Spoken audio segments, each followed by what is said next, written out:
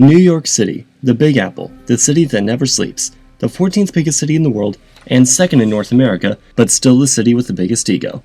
It is home to the headquarters of the United Nations and is the economic and cultural capital of the world, according to New Yorkers.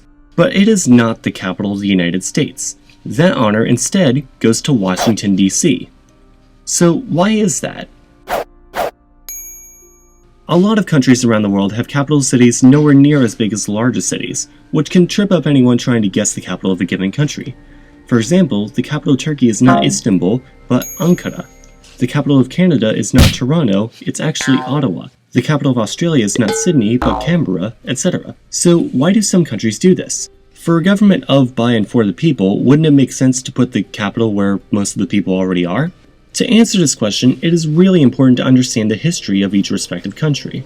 Before 1776 AD, also known as 1 AF, the east coast of North America was settled by lots of European countries, but mostly by Britain, who established/took over settlements that would eventually become some of the largest cities on the eastern seaboard today, including but not limited to New York, Boston, Philadelphia, Baltimore, and Charleston.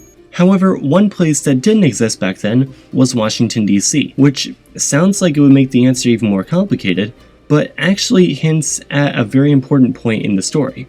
You see, when America was first established, it needed a government, and since the internet didn't exist back then and shouting at each other from different cities proved somewhat impractical, the Continental Congress met in different locations throughout the Northeast, most notably Philadelphia, but also Baltimore, Annapolis, and several others, even including New York, which is where the president first lived before the White House was built. Eventually, they decided that even this was pretty dumb, since they were still relying on state militias to protect them.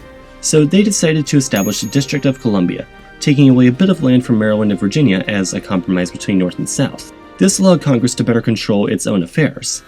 And to this day, Washington, D.C., though it may seem to act like it, is actually not a city, but a federal district.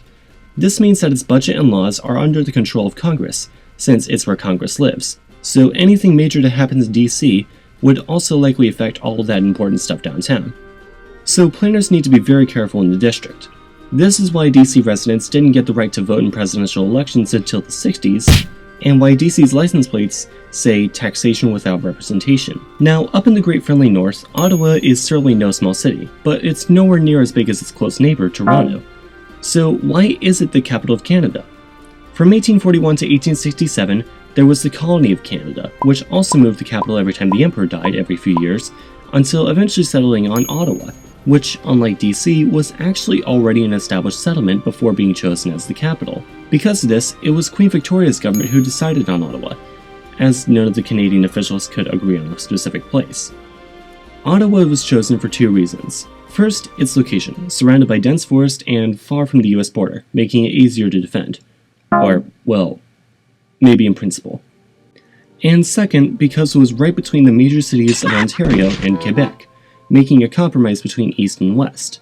As you'll no doubt remember from my History of Australia video, how could you not remember, it was literally uploaded 2 weeks ago, this is similar to how Canberra was chosen to be the capital of Australia, as it was a compromise between Sydney and Melbourne. Basically, a district was drawn out of the state of New South Wales, and it was decided that a new capital would be built there. At least 160 kilometers away from Sydney, and Melbourne would be the seat of the government while Canberra was being built up. But they agreed not to call it the capital. From 1453 to 1922, the capital of the Ottoman Empire was the city of Istanbul, which nowadays is still the largest city in not just Turkey, but all of Europe, depending on how you count Europe. However, when the Turkish Republic was founded in 1923, Mustafa Kemal Atatürk moved the capital eastward to the city of Ankara, which was the location of the headquarters of Atatürk's resistance movement. Today, Ankara has actually recently surpassed Izmir to become Turkey's second biggest city, so actually they're getting quite up there now. Still quite far behind Istanbul, but still. Brazil also went through a similar process when, in the 60s, they moved their capital from Rio de Janeiro up to the more central Brasilia, something that they'd wanted to do since 1891. Brasilia was founded in 1960 and was built up from scratch as a sort of master-planned city, kind of like what was envisioned for Washington, D.C.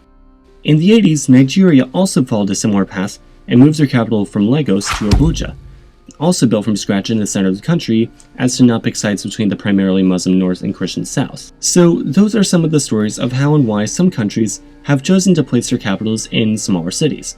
Basically, a lot of it had to do with avoiding favoritism. Obviously, there are more countries that do this than the ones I mentioned, but at least in my opinion, these ones were pretty good examples. Thanks for watching this video, and if you enjoyed it, please be sure to give it a like, share it, and subscribe to learn something new every Sunday.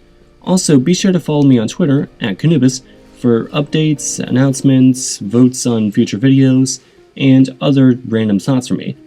Just thought I'd put it out there.